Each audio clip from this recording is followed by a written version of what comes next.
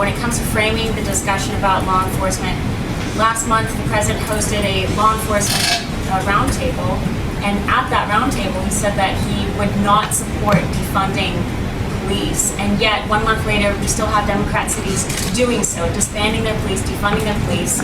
How does the White House feel it should frame the debate now with regards to defunding the police so that a reasonable discussion can be had with these Democrat cities who are trying to do so?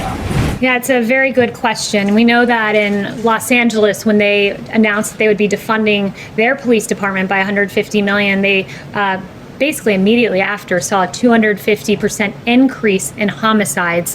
When you have people out there like Representative Ilhan Omar saying we have to completely dismantle the police and police are our cancer, this is not how we should be talking about our heroes. You have, most egregious of all, really, Congresswoman Alexandria Ocasio-Cortez saying defund the police means defund the police. She criticized, of course, the announcement of $1.5 billion being taken down from NYPD. And this weekend, when faced with, there were 28 shootings in New York, 600% increase from this time last year.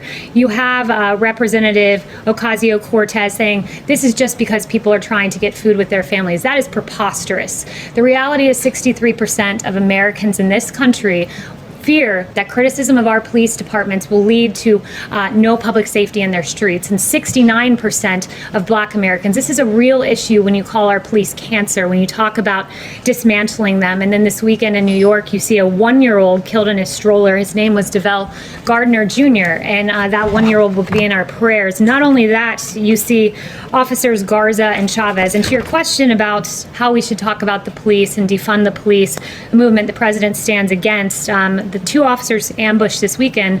One of them, Officer Chavez's daughter, wrote a very touching tribute online. She said, "Words cannot describe the pain I'm in, but I'm glad my dad is at peace. You are an amazing man, and anyone who ever came across you knew that.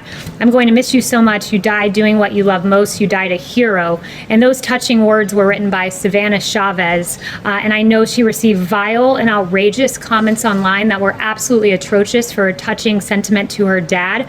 I want Savannah to know your dad is a hero.